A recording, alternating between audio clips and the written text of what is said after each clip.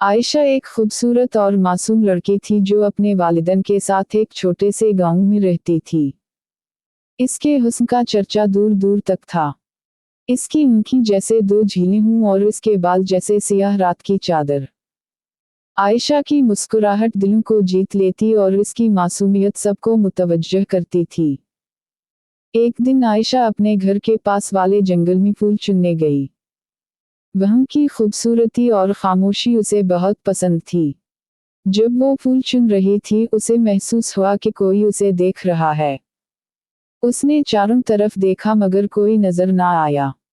आयशा ने इस एहसास को नजरअंदाज कर दिया और अपने काम में मशगूल हो गई।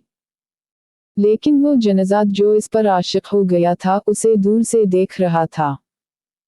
उसका नाम कमर था और वो एक जनजात था जो इंसानों से बहुत मोहब्बत करता था, खासकर खूबसूरत लड़कियों से। जब कमर ने पहली बार आयशा को देखा तो उसके दिल में आयशा के लिए मोहब्बत की चिंगारी भड़क उठी। वो आयशा की मासूमियत और हुस्न से बेहद मुतासिर हुआ और उसने फैसला किया कि वो आयशा को अपनी जिंदगी का हिस्सा बनाएगा। कमर ने अपने जनजात दोस्तों से मदद ली और एक मंसूबा बनाया। इसने आयशा के ख्वाबों में आना शुरू कर दिया।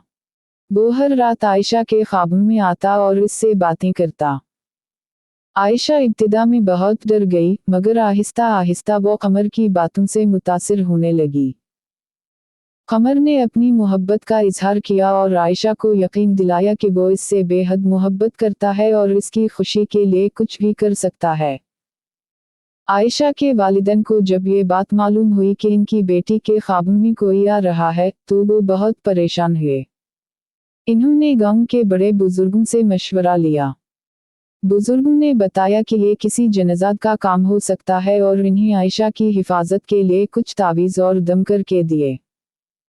आयशा ने उन तावाज़ों को पहनना शुरू कर दिया मगर कमर की मोहब्बत और इसकी बातें आयशा के दिल में जगह बना चुकी थीं।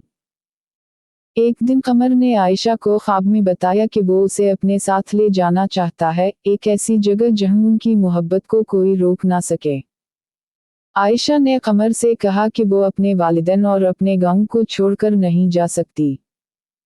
कमर ने आयशा से वादा किया कि वो कभी इसके ख्वाबों में नहीं आएगा और उसे हमेशा खुश रखेगा। आयशा की जिंदगी दोबारा मामूल पर आ गई, मगर कमर की मोहब्बत उसके दिल में हमेशा के लिए बस गई।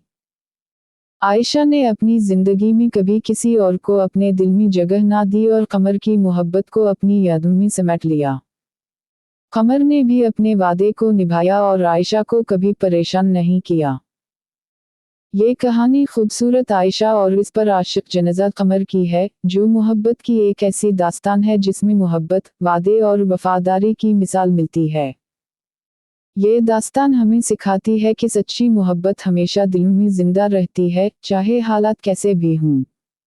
अगर आपको ऐसी ही स्टोरीज पसंद हैं तो आप मेरे यूट्यूब चैनल को सब्सक्राइब करके ऐसी ही हॉरर, रोमांटिक और नावल स्टोरीज सुन सकते हैं।